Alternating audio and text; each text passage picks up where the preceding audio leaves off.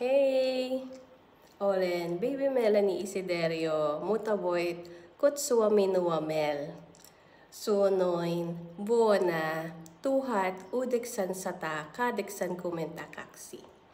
Olen Filipinieltä, puhun vähän suomea, opiskelen sairaanhoitoa.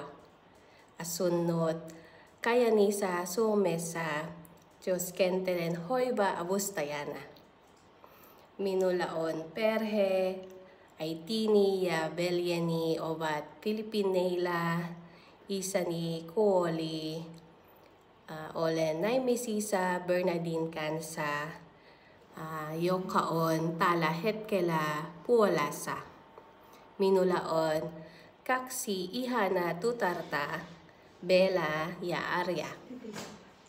Harrastan yoga ja zumba, katson sarjoja Netflixissä.